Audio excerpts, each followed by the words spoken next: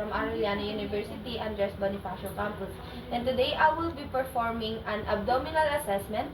This procedure will take around 15 to 20 minutes and will help identify any problems in your abdomen. Is that okay with you? Yes. Okay. Before we proceed, can you please state your full name and date of birth for verification? Okay, my name is Shinay Sarano. My birthday is February 8, 2004. Okay, do you have any concerns or discomfort in your abdomen right now? No? Okay. Have you voided recently? Yes? Okay. Are you comfortable with me exposing your abdominal and groin area as needed for the assessment? Yes? Okay. So for your privacy, would you like me to lock the door or use a curtain? Yes? Okay.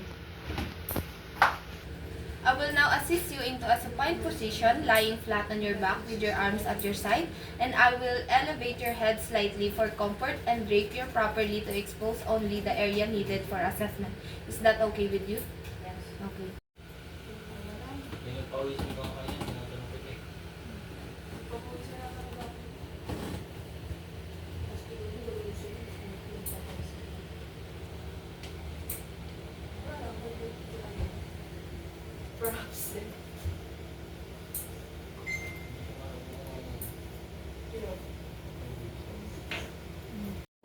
Okay, now I will begin by inspecting your abdomen. I'm observing the contour, skin color, symmetry, visible pulsation, and the umbilicus.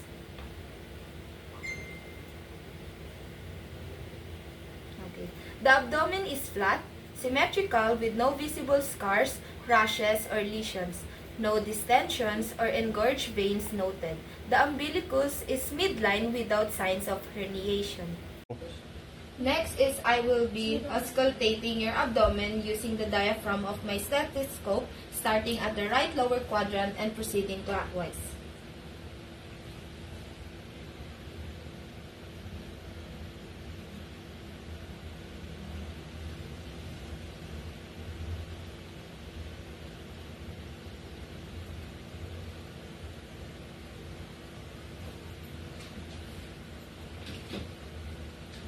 Okay, so for the normal signs of auscultation in bowel sound, which is the 5 to 30 sounds per minute. So the result is soft gargling sounds are heard in all quadrants, which is a normal finding. Next is I will use the bell of the stethoscope to listen for vascular sounds over your aorta.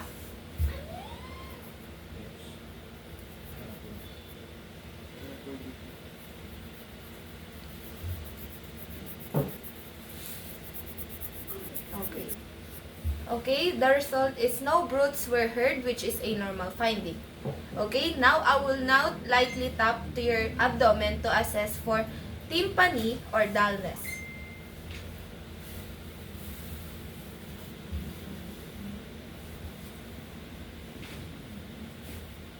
Okay. So the tympanic sounds are heard throughout, which indicates the presence of gas in the intestines, this is a normal finding. Okay, now I will now perform light palpation using the palmar surface of my fingers to assess for tenderness or masses. You feel any pain po, ma'am? Okay. How about this? Okay. This one? Okay. This one? No. Okay. So, no abnormalities noted on light palpation.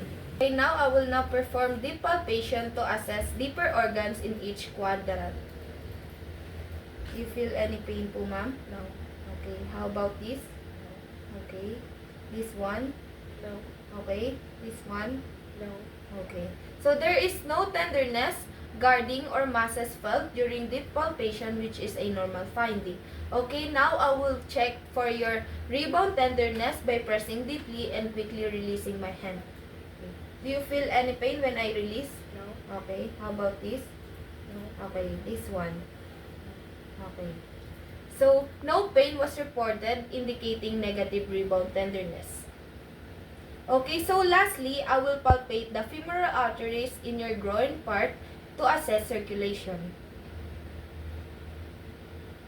You feel any pain po, ma'am? No. Okay. How about this? No. Okay. So your femoral pulses are palpable, bilateral, and strong. Okay, Ma'am Serrano, that completes our abdominal assessment. Thank you for your time and cooperation. And now I will now assist you back your comfortable position and ensure your privacy is maintained. That's all. Thank you po. Thank you.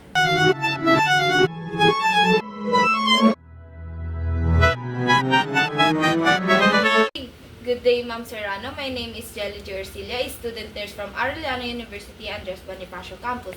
And today I will be performing an assessment of your upper and lower extremities. And this will take about 15 to 20 minutes and help us to check your circulation, sensation, mobility, and skin condition. Is that okay with you po? Yes. Okay. I will starting by inspecting your upper extremities, which is observing your both arms, hands, and fingers. So looking for lesions, swelling, redness, symmetry, if present. So, okay po ma'am. May I see? Okay. Okay. Okay. Okay. So, there is no swelling, redness, lesion, or asymmetry noted. And it looks clean with no signs of infection. Okay, so next is the palpation, which is the radial pulse. Okay, so your radial pulse are 2 plus, equal, and regular bilaterally. Okay, so for the next part is for your capillary fill to test your blood circulation. Okay.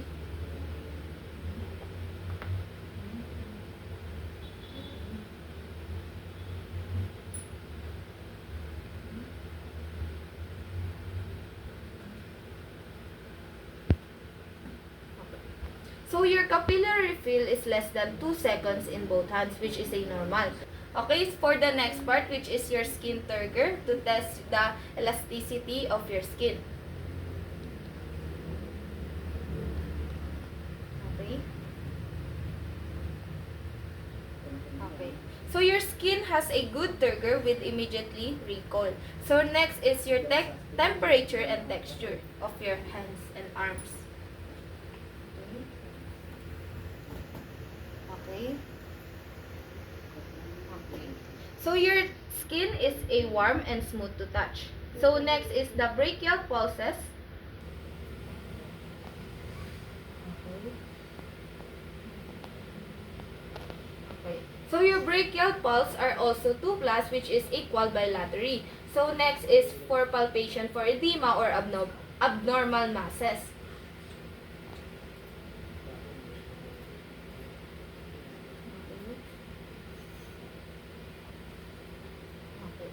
So, no edema or abnormal masses felt. Okay, next, which is the range of motion or the ROM or joint inspection. Now, I will be assessing the movements of your fingers and wrists. Ma'am, can you move your fingers like this? How about this one? Okay. So, there is no signs of swelling, deformities, or nodes. Okay, so for the next part, which is the muscle strength, please squeeze my finger as hard as you can. Okay. Now push against my hands. Okay. Now pull against my hands. Okay. So your muscle strength is 5 out of 5, which is both arms, which is a normal finding. Okay. Next is the drift test. Please hold your arms out in front of you with your eyes closed for 10 seconds.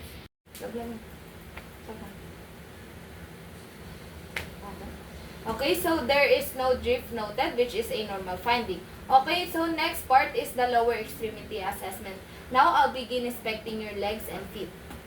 Okay, now I will be observing the color, swelling, or hair distribution, wounds, and toenails. Okay. Okay. Your skin is pink with normal hair growth and no visible swelling, lesions, and toenails appear clean and intact. Okay, now I will be checking your temperature.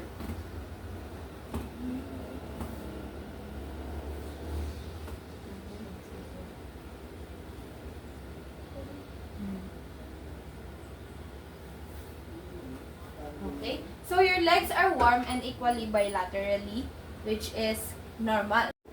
Okay, so for the next part, which is the edema. Okay. Okay. Okay? So, no pitting edema noted when pressing over the tibia. Okay, ma'am, can you bend your knees po? Okay, to check your popliteal pulse. Okay. So, your popliteal pulse are 2+, which is bilaterally, which is a normal finding. So, next is the posterior tibial, which is the inside of ankles. Okay, so your posterior tibial pulses are 2+, which is a normal finding. Okay, lastly is the dorsalis pedis, which is the top of the feet. Okay, so the dorsalis pedis pulse are strong and equal. Okay, so for capillary refill in your toes,